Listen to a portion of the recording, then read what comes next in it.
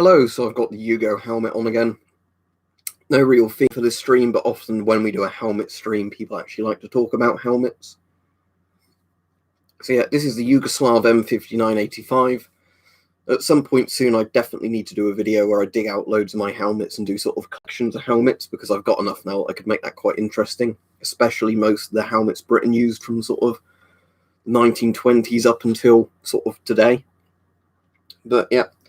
It's all right helmet, isn't it, Griffin game? Especially this version of it, because it has a good liner on it. It's basically just a steel helm. For a steel pot, it is one of the best steel pots.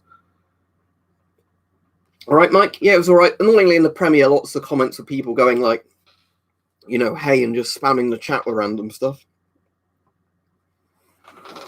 It's a Yugoslav M59 Arctic Sniper. So basically, it's a German steel helm, shape-wise, a bit more compact.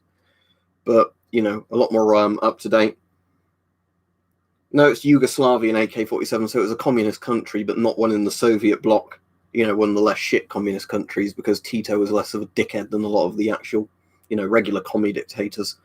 But yeah, Yugoslavian. So, you know, like Serbia, Croatia, Bosnia and Herzegovina, and a couple of the other countries when they were all part of like one big communist state rather than being individual countries.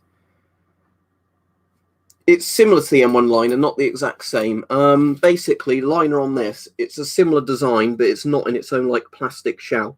It's just attached to the outside of the helmet with clips. The best thing about this is it's really quick adjustable strap.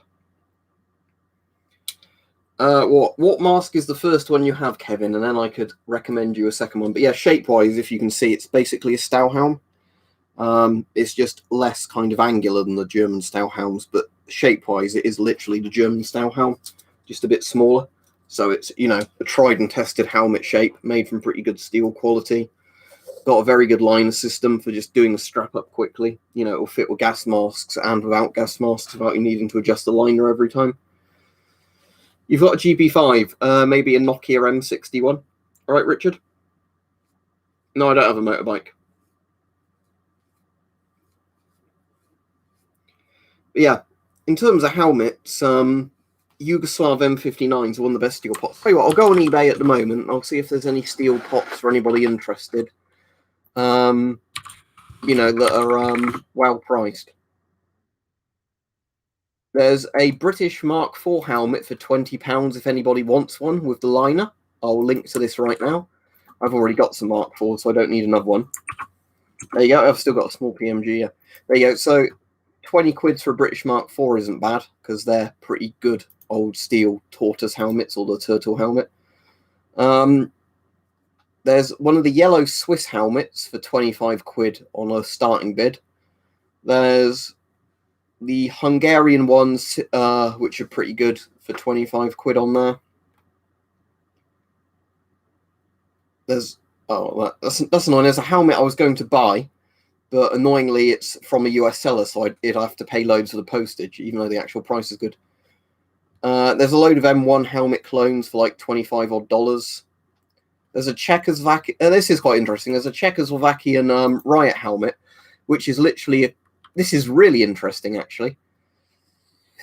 I'm very tempted to buy this one I've just spotted, except for the fact that price-wise, it's a bit expensive right now as I'm saving. So I'll link to this one. But have a look at this. I'll just put the picture in the chat first. So this is a Czechoslovakian riot helmet from the Cold War period. And this one, if you look at it, is basically like a construction hard hat fitted with a visor and some kind of medieval-looking side guards. That's pretty cool, isn't it? Again, it's not going to be the toughest riot helmet in the world, because it is literally a hard hat as the basis for it. That's pretty cool, even though obviously it was used for horrible repression purposes by a communist state.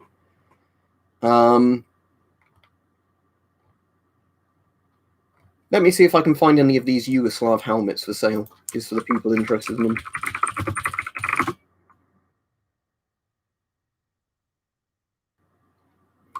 Oh, there's one of the very cool Yugoslavian M59 helmets for sale, but it's £140. I wouldn't pay that for it, but that's the Kevlar one that came after this. Right, if you're interested in the one I'm wearing in this video, there's one here for sale. The postage is a bit expensive, but there you go.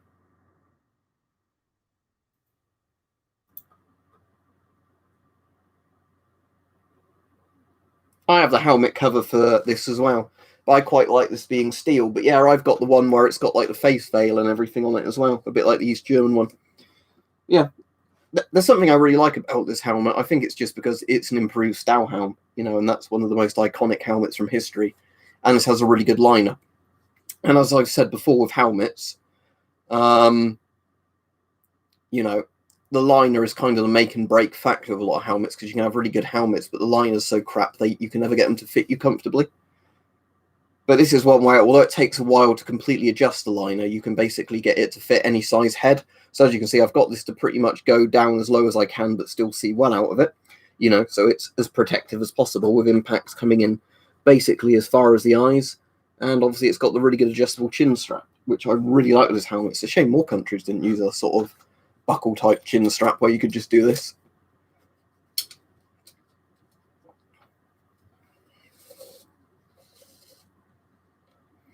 That's annoying, Radioactive cow. So does that mean that you're having to stay off school for a while, or what? That's interesting, Arctic Sniper. Off the top of my head, I'd have no idea what that is, but yeah. There's a lot of old civil defense helmets that are sort of yellow coloured. Yeah, this helmet fits with nearly all gas masks I've tried it with because of the strap, but yeah, let me show you. Do I have any Soviet ones handy in the background? So bear with me, let's have a look. This isn't technically Soviet. There we go, there's a GP5, the mask everybody just probably wants to see. Let's take the filter off the GP5M. The reason I'm just doing this is because this one isn't actually airtight. It's got, I think, some holes in it. But my regular GP5 is airtight. So, not that it matters for a video like this anyway, but the filter screw's a bit screwed on this GP5, actually. The filter doesn't screw in properly when it's this. I should have taken the filter off first, hang on.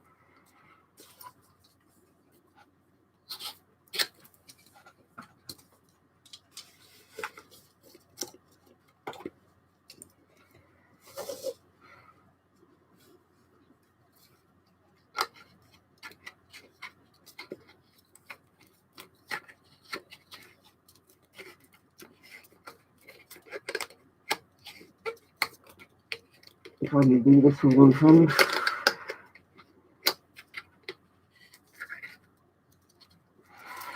That's definitely not on properly, but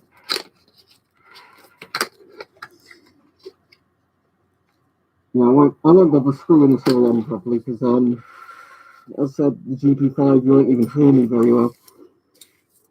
But yeah, you can get this to work with pretty much any gas mask. To show you a modern one with it.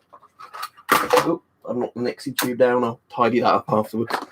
Let's do it with this one, because obviously this has got a voice diaphragm on and everything.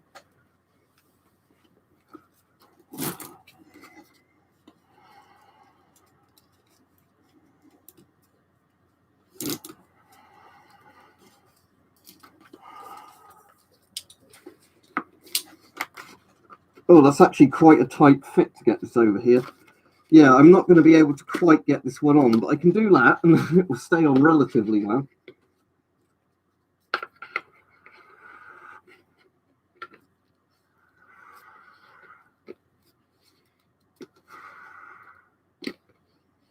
Been a really bad job screwing the filters on today for some reason, but yeah, so it kind of fits this well. I think I need to make the liner a bit wider for this helmet, but so Soviet MM1s turn up on eBay quite often, Vaden. Let me have a look for you in a moment. Let's get this off. I won't bother with a mask on most of this stream just because it's going to be, you know, a bit annoying if I'm trying to answer questions of people, but let's have a look anyway about masks for people on eBay. Maybe I'll just do a stream today where I end up looking up everything on eBay for people. Also, I need to cut my hair because look what happens every time I take a helmet and mask on and off. That's the nice thing about when you shave yourself bald. You never have any of those issues. Anyway, let's put my commie pot back on.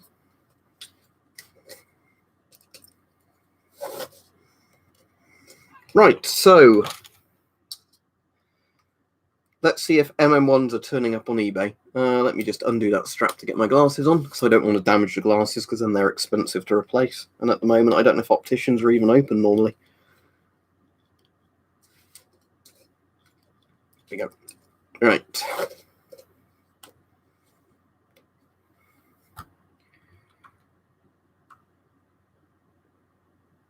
Let's see. So somebody was asking about an MM1.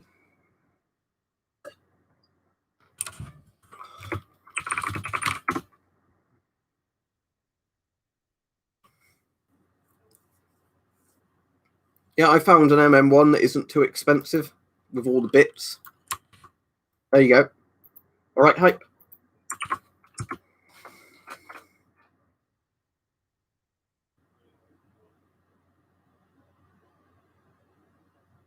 There you go. So yeah, for the person asking about MM1, they do literally turn up on eBay.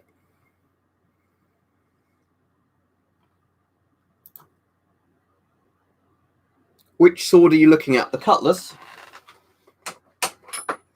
American 1860 Cutlass reproduction. So sort of a naval side sword designed for sort of deck fighting and everything else. Hence the handguard and, you know, thrusting point and a chopping point. But, yeah, Cutlass.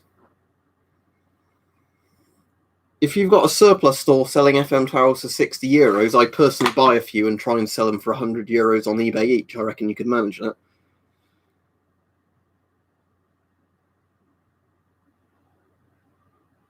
Yeah, I have a mechanical keyboard. I used to have an IBM Model M for ages, but then a few of the keys started going the spring, so I've now got a Orkey mechanical keyboard. Not as good as the Model M, but not bad considering that they're quite cheap. Not really modern American helmets. Closest thing I've got is that British Virtus helmet, which basically is the American ECH, but no. Technically, if it's a really modern American thing, ITAR prevents it being sold overseas, although often they still do get out of America. But yeah, I've got an IBM Model M hype. I used it for years and years and years. Currently, I'm not using that because one of the keys, I think it was Control, started going on it just because the buckling spring was wearing out after like 30-something years of use. But I've still got it in a cupboard. But yeah, at the moment, I'm just using an Orkey mechanical keyboard, which is one of the cheaper ones on Amazon, but it's still mechanical. But yeah, I had an IBM Model M I used for ages because I just found it in the attic because we used to use it with our Windows 3.1 going back, you know, decades ago. But yeah, it's they're very good keyboards, Model M's. There's a reason people really like them still.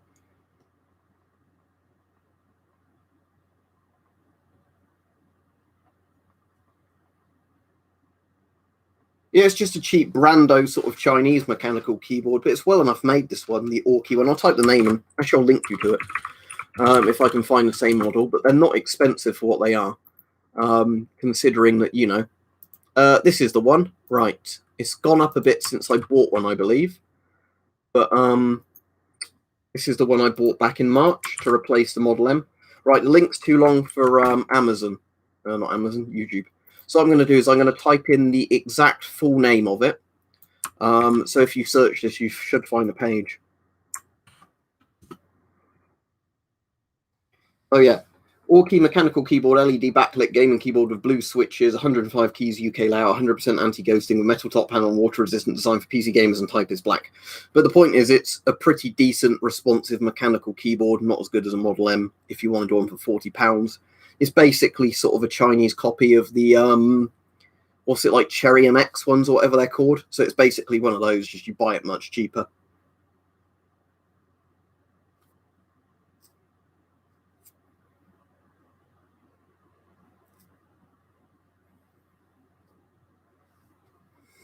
Kuba says, say Gregor's Prajewaszkiewicz. No idea how I meant to pronounce that. Sounds like Polish or somewhere from Eastern Europe. But yeah, the Orkey mechanical keyboards are very good if you just want to spend less than £50 on a mechanical keyboard that's going to be way, way better than any standard keyboard. You know, as in the shitty ones with little rubber domes under the keys. No, I've got one 40-inch monitor, if I remember right. I think it's 40-inch, so it's like one very big monitor. To prove that, this is the webcam on one far end of it. That's the webcam on the other end of it. But yeah, I've just got one very big monitor, so obviously I can just have two windows up if I need them on each side. But I prefer just having one big monitor for watching films or just playing games. No, that's a Riot helmet, the one you're looking at there. That is the modern Russian-ish Riot helmet.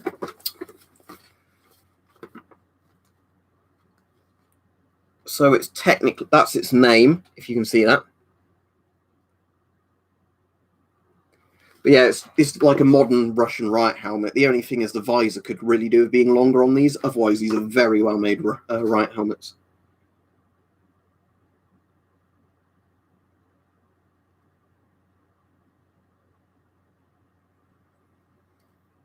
I'm still playing loads and loads of the Command & Conquer remaster at the moment. I've almost done every GDI mission on hard now. I think I've got to do the last mission once more on hard for one of the map layouts.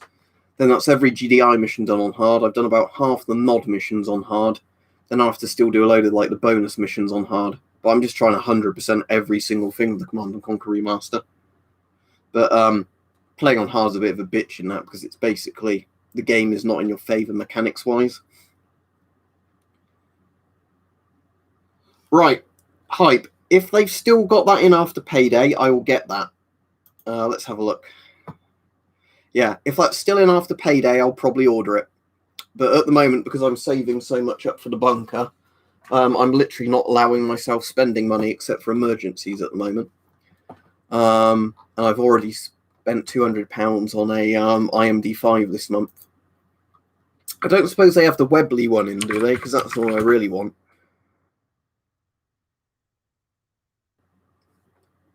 Right, is this in stock?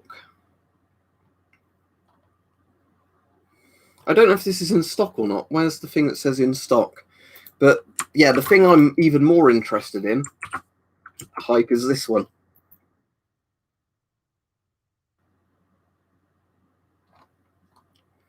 So, I mean, look at that. It's a Webley service pistol just as an air gun.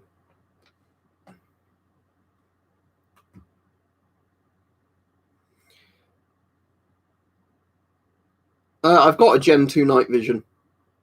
But if you mean, would I ever sell stuff? I don't mind selling stuff to people I know who I know are legit. I just don't like the idea of selling random stuff on eBay. Because all the people you'll get like, oh, it wasn't as you described it. I'm going to use eBay buyers like, protection against you. Yeah, it's basically got the fake shells in it that just hold a pellet. But the point is, it looks more like the real thing when you're reloading it and using it. Yeah, what Marcus was saying about surplus Riot helmets is if it's been used and beaten up, they're not particularly good to use because the shell on them might not hold up against an impact. They've probably got chromium in ordinary prepper, but they don't have asbestos in, so they're no worse than most other filters from that time period. Yeah, I don't ride a motorbike, no, but I have got Riot helmets that kind of look a bit like motorbike helmets. This isn't Chinese, this is Yugoslavian. You want to see the Chinese helmet that Hype sent me? That's somewhere in the background. Hang on. There it is. So if you had the star on it, this is the Chinese one. This is the Yugoslav one. Very different shapes.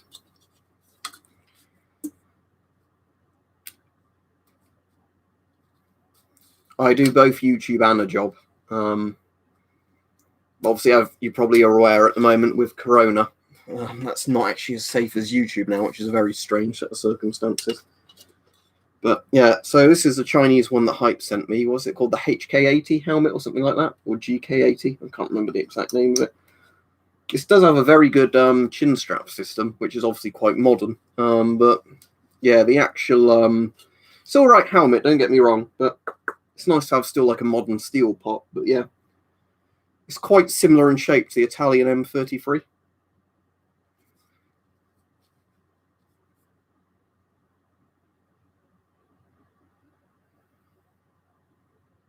Yep, I've got Brody helmets. They're not in this room anymore. I think I put them away. But yeah, I've got 2 Mark II helmets. Recommended gun in what sense? Because I'm not in America, so I can't recommend you firearms because I don't shoot them. If you want to ask me about air guns, I could recommend you air guns. The only reason I won't say use C3 is just because I've had people dox me and all that before, so I won't go into all of it. But, you know, I've got a bit of COSH training that goes with chemicals, if that stands for anything. But yeah, so it might be that tempts me rather than that air, 1911. That's good. Yes, I obviously live in the UK, England to be exact, because the UK is kind of just a combination of countries in a union. I'm in England, the big country in the UK that everybody else hates in the UK because we're more successful than them. I'm not saying that to be a dick, it's just the truth. But yeah, the thing is, I don't have anything against like the Scots, the Welsh, the Irish, and whatever, but it's kind of funny when you get the constant, ooh, fucking English stuff non-stop because, oh, I'm sorry, I do, but I can't show them on stream, unfortunately, because of YouTube's stupid rules now for live streams to do with firearms and imitation firearms and whatever else.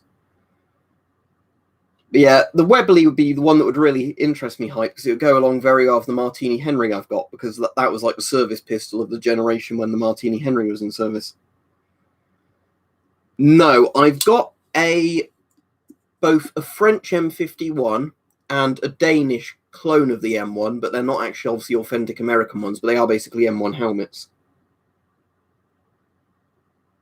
What about Hickok 45? He's a good channel. Forgotten Weapons is good as well. Paul Harrell's probably my favourite gun channel on YouTube. I've seen there are like blowback things like the MP40s and that. The problem is AK-47 over here is some would fall under the airsoft kind of UCARA thing, which means they're harder to get for me than actual air guns. I suppose it would hype, but the thing is, old kind of mechanical revolver action, which has a very racist name we're not allowed to say anymore, that I can send you on Discord if you want to know the name they used to give the Martini Henry and the Webley service revolver, but I could certainly not say them on YouTube due to cancel culture. It seems to seal properly, Marcus, for me. As I said, it's a bit rattly with the voice diaphragms, but it came with the mask, the filter, and 2 chemical gloves, which are made by Airboss. So there's the mask, as you saw the other day. 2 chemical gloves made by Airboss, so they're in French, if I find a stamp on them. Yep. Well, that one says made in Canada, but the other one I thought said Fabrique something or other. Yeah. So one's in... is it round? I see. Yeah, if you one way round it's French, one way round it's English because they're Canadian. But yeah, Fabrique au Canada, medium, and then made in Canada. So Airboss, the same company that made the C4. So there's those 2 gloves in there, and they seem pretty good. And there was the filter, which says M3 on it, so I assume it is the correct filter for the mask. It does look a lot like the M2 filter, just black instead of green. Whether or not they're originally with that mask, Marcus, or it's just the seller bundled them in there for you, I don't know. It was for some sort of like anti-rust coating, wasn't it, Matej? I really don't know why they used it. They did that on other helmets as well.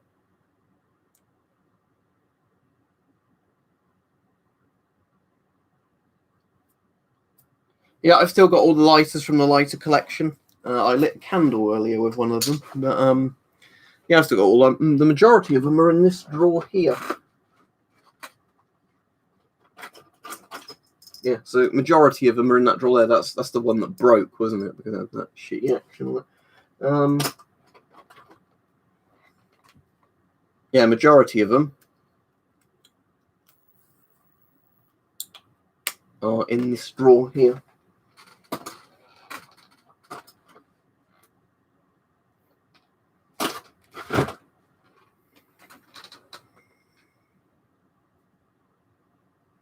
Right, currently in service, CLBT, I'd say the American ECH or the Virtus helmets are the best ones currently in service because of what they're made with.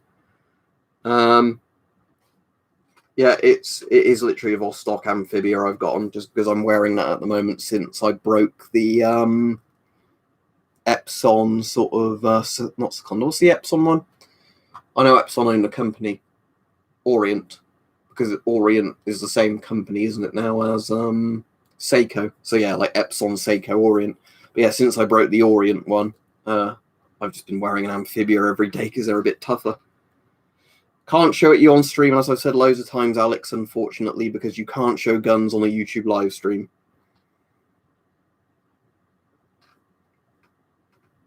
So yeah, I'd say the ECH and the Virtus are two of the best helmets currently in service, CLBT, just because of what they're made out of. This stuff, lighter than Kevlar and far, far stronger. So for best helmet, I'd say these. Worst helmet, I'd say whichever really old steel pot is still in service.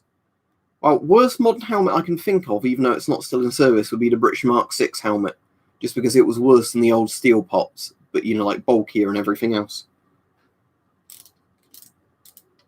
But yeah, these are really good just because of how ridiculously strong they are.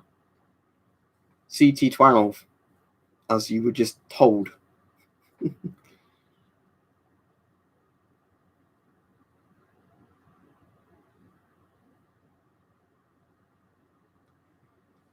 I think, Luigi, it was because they thought it would basically give them an excuse to say, oh, we're not responsible for people live streaming mass shootings on our platform.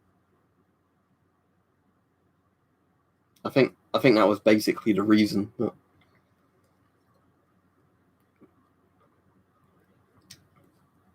Oh yeah, it'll be that, both that, Daniel. Negligent discharge and all that. No, that's mead, as in wine.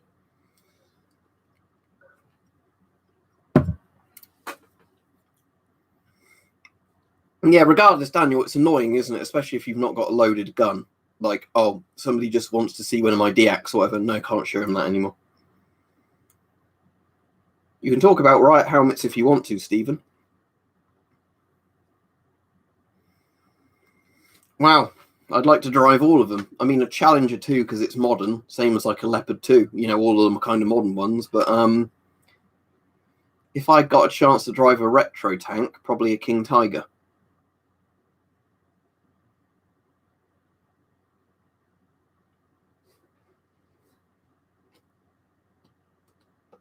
No, I don't have any Luminox. Let me look them up. I've heard the name before, but I certainly don't have any. I've got, obviously, Luminous watches, but none by a particular brand.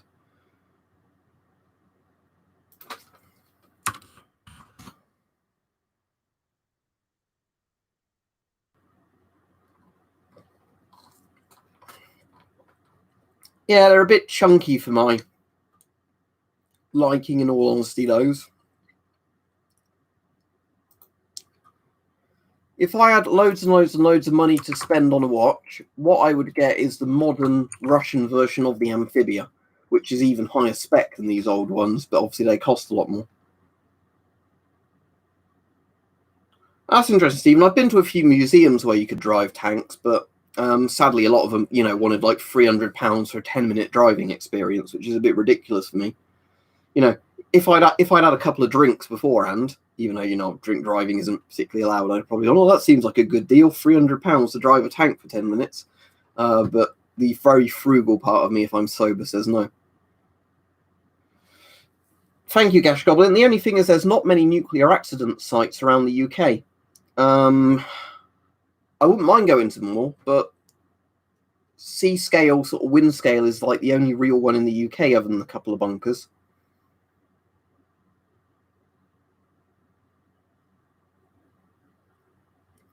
I've done a few watch collection videos before retro collecting. I've not got all of them in there. But again, the watches I'd recommend the most to people who just want a really solid watch are Vostok Amphibias. The Soviet dive watch, essentially, if that focuses. Don't know if it's going to focus on the webcam. There we go. But yeah, 31 dual automatic movement, you know, from the Soviet Union and Russia, that was designed to work for 200 meters of water depth, but they actually in reality work something like 600 to 800 meters depth when people put them in pressure chambers to break them. Well, helmet, I'd use this helmet simply because it's the strongest helmet I own, especially if I end up getting like the visor set up for it. Gas mask, just the CT12 because I like the CT12. All right, cool, Marcus. I've got a few things that should be arriving soon, so that will be good. It means I'll have a load of videos to get done in one go. But I think the Geiger counter Kraken sent me has finally cleared customs because they were getting funny over it. But so whether or not they want me to pay like £50 before it can be delivered, I don't know. But all right, good luck with that, Gash Goblin. I don't know if I could live without beer. Well, I actually prefer wine to beer, but yeah. But yeah, good luck for you with that. So CLBT says, would you die if you had like the ECH on and you got a headshot? Potentially, yes, because you get a thing called backface deformation, which is like where the helmet caves in even if the bullet doesn't penetrate it. And also bear in mind, because the bullet suddenly stops when it hits the helmet, all that force is going to go into your head and neck. So yeah, even though the helmet would stop something like 7.62 NATO potentially, that doesn't mean your brain or your neck's going to survive the impact. So, you know, remember, as strong as we can make a lot of armor, humans are still fragile. If they eventually made a way where these would connect kind of like some sort of mesh thing to like actual body armor, so the strain would transfer into the armor, then it might be a bit more survivable. Well, most SWAT gear stuff is just military gear. Most armed police around the world just use like army helmets, army rifles, whatever else.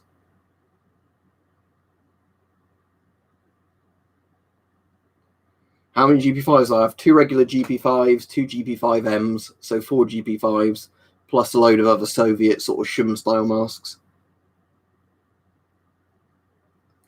There's apparently that was Rhino. That was the problem the Russians had with their titanium helmets. It would still break your neck from the impact, like the whiplash of being hit. But the point is, even if you've got a helmet that will stop a bullet, you don't want to get shot in the head.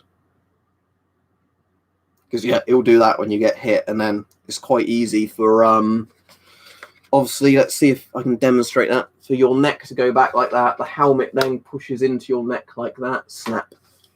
I mean, I know on a lot of these, they have these sort of, you know, more adapted things now, so it's less strain in one area.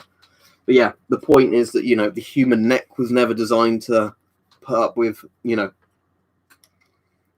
very fast moving, high foot-pound projectiles hitting, you know.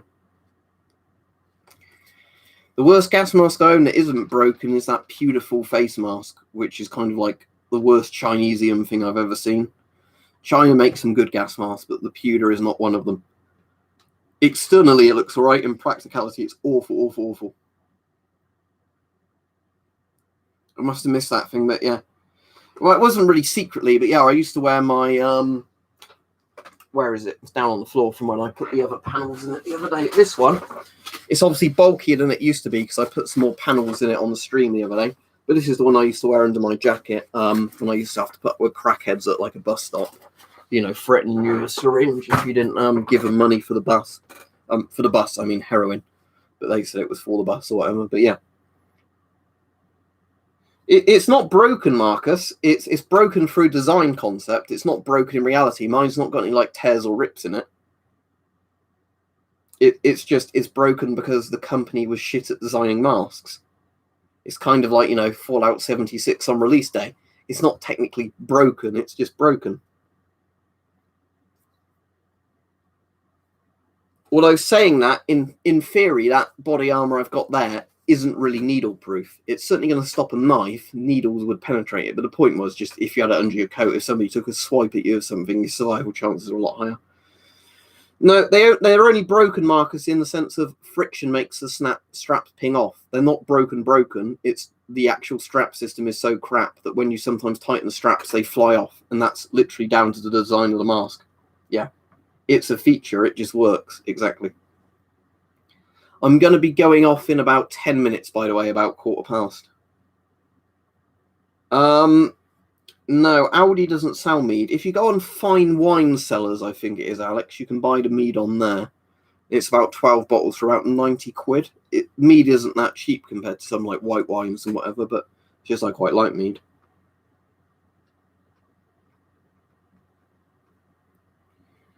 Let me try and find that watch I was on about for people. I think it was a Rakata, though. Rakata watches.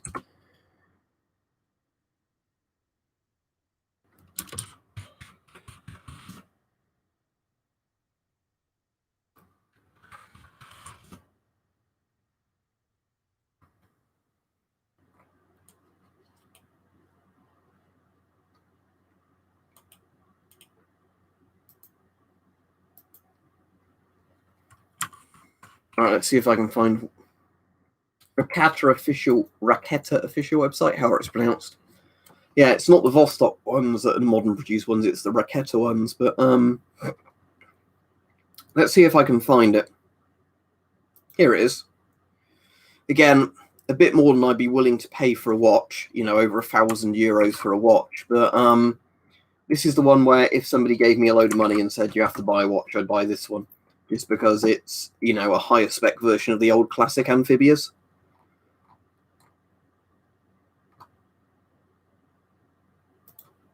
Oh, thank you very much, St. Frosty says, love that helmet. Was wondering if you knew something of Soviet compasses and if there's any risk of the radium paint. Very old ones, yes. Let me quickly find something for you. I do have 2 Soviet compasses, but both the ones I've got are no longer radium painted. Here's one. Right, the paint's quite worn on this. I bought it thinking it would be radium, but it wasn't. It still works as a compass. So yeah, looking at that, I thought that looks like radium paint. If you can see that. It's actually not. If I turn my Geiger counter on, well, they point north like every other compass. This is a British Virtus helmet, which is basically an American ECH. As you can see, this is pretty beat up and old. But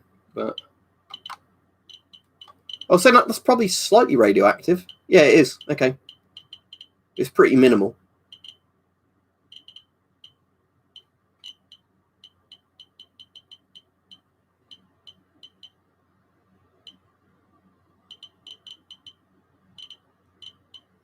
Okay, so to answer you, St. Frost, turns out some of these old Soviet watches are indeed got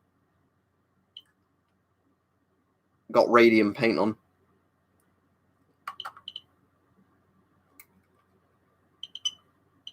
Yeah.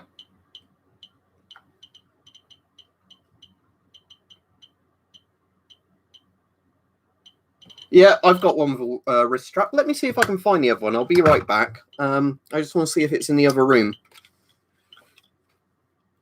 But yeah, I should have another one, but I have a feeling the other one I've got might be a bit more modern.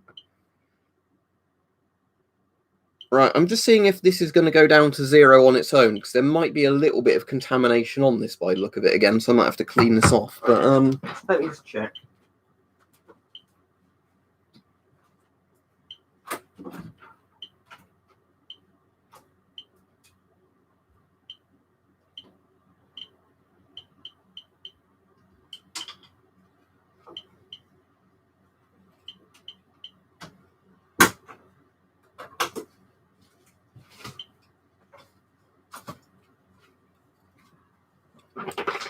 Right. Yeah, this is dropping down slowly, but I will give it a clean again. I don't think this one has any contamination on it. Was this the sort of one? Yeah, I will do, Marcus, if it is contaminated again. It might be just the background level's a bit higher at the moment because I've got one of my sample boxes over there because I was taking some measurements yesterday. So anyway, let's see. Is this one going to give a reading? I don't think it is.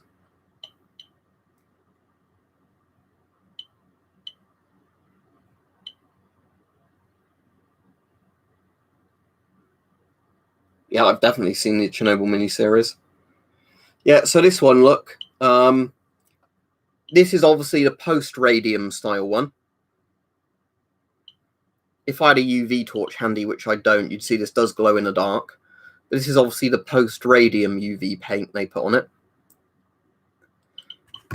This old one is obviously the one that did have the legit radium paint on it, hence why the paint's a lot more cracked. Because this one, yeah, that is definitely making the Geiger tick a bit more than the background.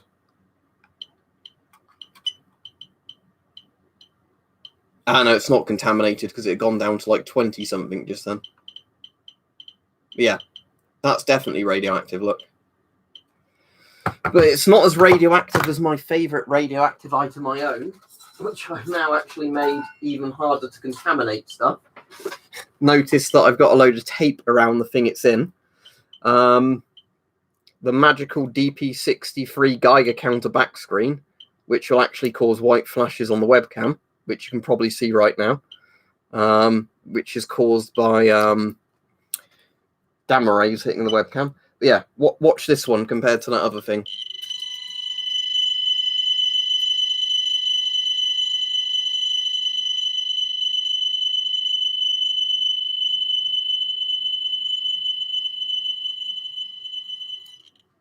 Yeah. If you want to see what that is in microsieverts, let's put it on microsieverts, the unit most people use, not Rontgens anymore. Bear with me.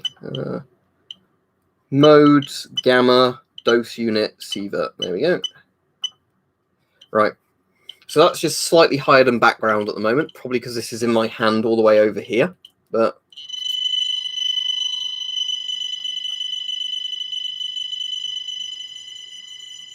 it's over 1 millisievert per hour.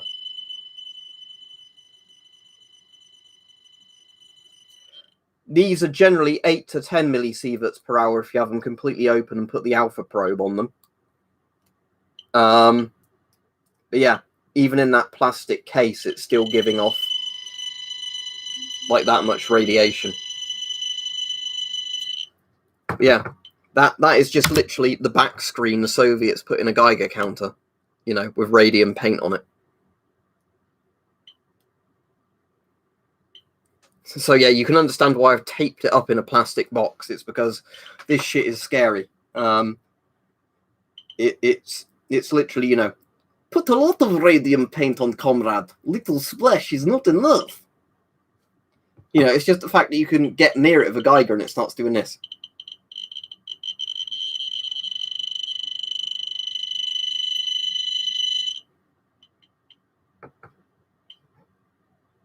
Yeah, I've got IMCOs.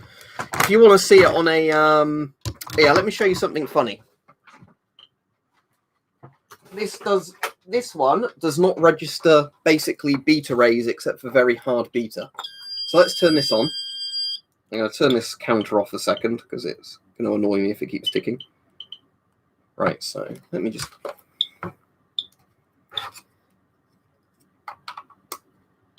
Right.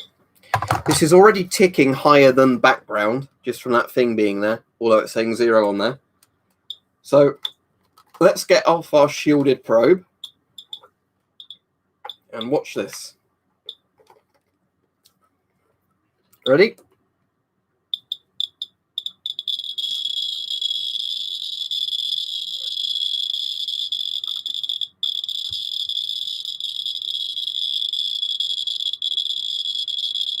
Nearly 50 micrograys per hour. And that's through a shielded probe. But yeah. Fucking hell, when the Soviets made the DP-63, what were they thinking? A Geiger counter that literally gives off horrible levels of radiation.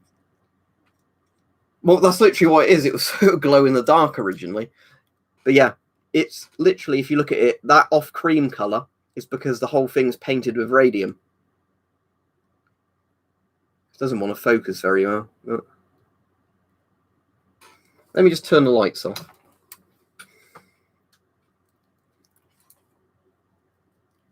Let's put that here. Then let's see if you can spot white flashes on the webcam, because you will eventually start seeing them.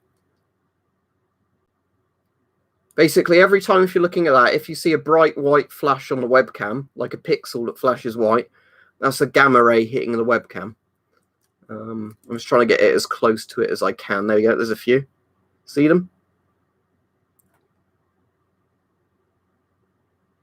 Yeah, it was one on the left just then.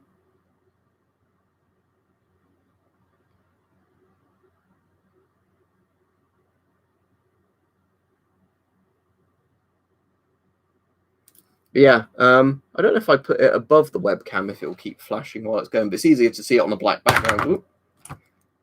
Wanted to contaminate me, look. But yeah.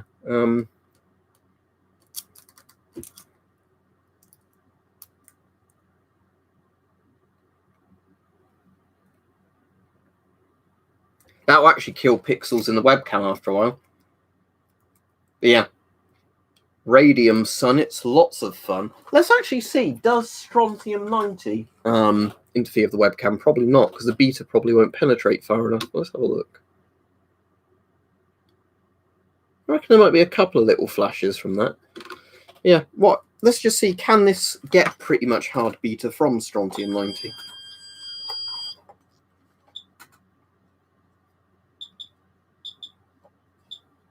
Yeah, see, strontium 90 doesn't make that much of a reading on this.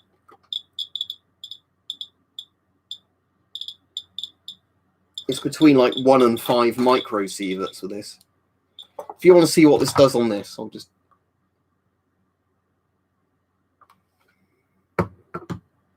Beta sun, it's lots of fun. Yeah. Strontium 90 is quite safe unless it gets inside the body, just because it's only a beta emitter. It's not going to really do much other than give you skin cancer. I know that sounds horrible, but the point I was making is right. So if you want to see what this does on it, I've got the gamma cover on. It's still penetrating it. Right.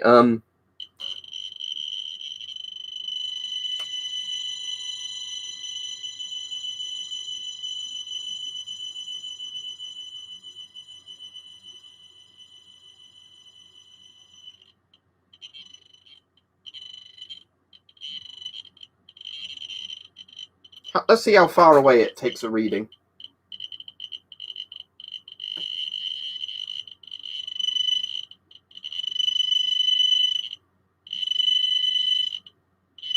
It's good fun, isn't it? That's not even my strongest bit of strontium 90, which is the best bit. Let's get out the deadly Chinese Type 75 bit of strontium 90. Actually, let's test the British one first. Come here. Right, after I've shown you these bits of SR90, I'm going off the stream. But so here's a little bit of British strontium 90 that came from a British ionization chamber. Probably isn't going to do anything to the webcam. But, let's see what that registers.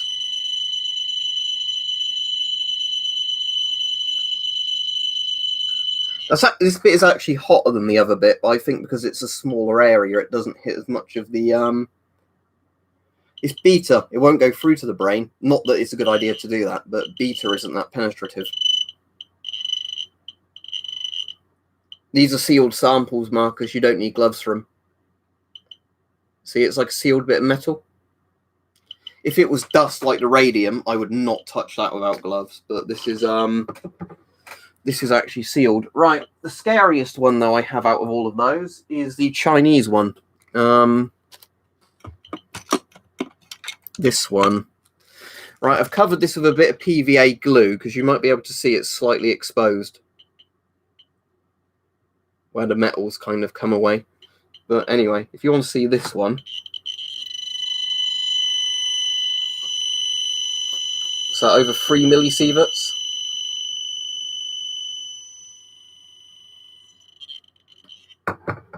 Yeah, that's you would not want that inside you. Basically, it's just like a kind of powder. I don't know if you can see that there. I've PVA glued it so it can't fall out, but it's just like a powder.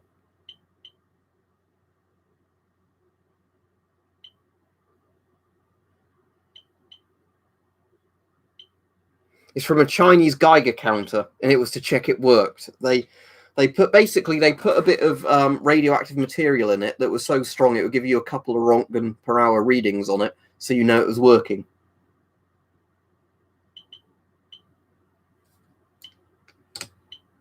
Right, let me pop this stuff away. The bits that are relatively weak are the ones that come from the Soviet Geiger counters. Those are the ones that are in like the DP5s and the DP63s for the strontium 90. Looks like an Eye of Sauron. But these read... See, these are only like a quarter of some of the others.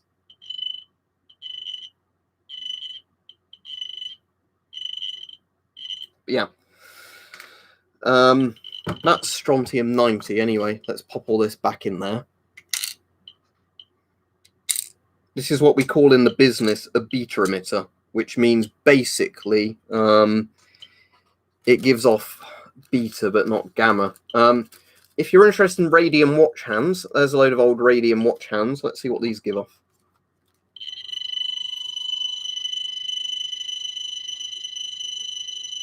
Again, quite a bit for just some watch hands.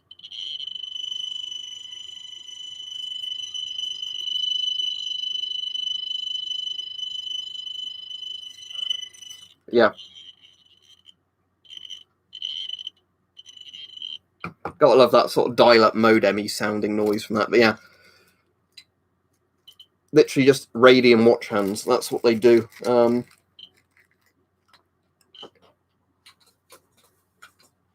Some radium salt in here, apparently. Yep.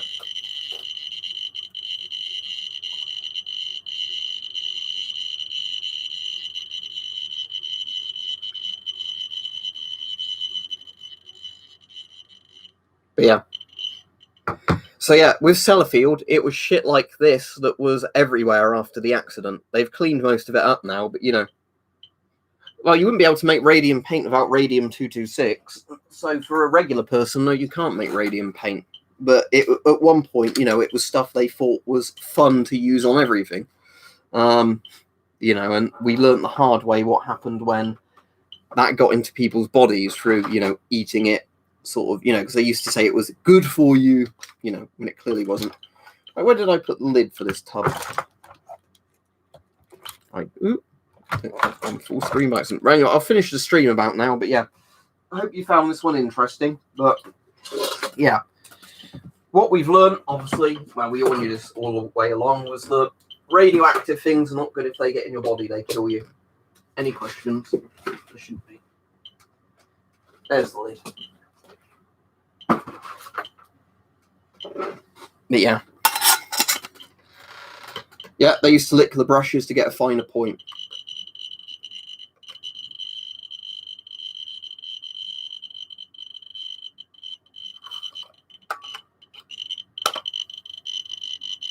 But yeah, you can see how the beta reading cuts down a lot just from being in that tin of all the stuff. And this is the thing I store in the back of the gun safe when I'm not using it for videos. But yeah, it's just a little, you know, tin full of scary kind of beta emitters in here. That's strange, Mark, because I have no idea why the bot took ages to put it on. But yeah. Beta Sun, it's lots of fun. But yeah, don't get it in your body is the answer to most questions. And then I can check my hands with this. Good, I don't think there's any contamination there. Yeah, good, no contamination. That's the good thing of an alpha probe. You can check yourself down to make sure you've not got any of that shit on you. But yeah, that's where this comes in very handy, is to check for contamination. Oh, I sadly don't have many X-ray capable manufacturing things. But yeah, X-rays were the first bit of radiation to be discovered in 1895 by Wilhelm Röntgen. You know, hence 3.6 Röntgen. The Röntgen unit's named after. Anyway, see you all. I'm getting a bunker eventually. But yeah, have a good evening, everybody. Hope you've enjoyed the Geiger counters going. And yeah, see you all. Have a good evening. Good night.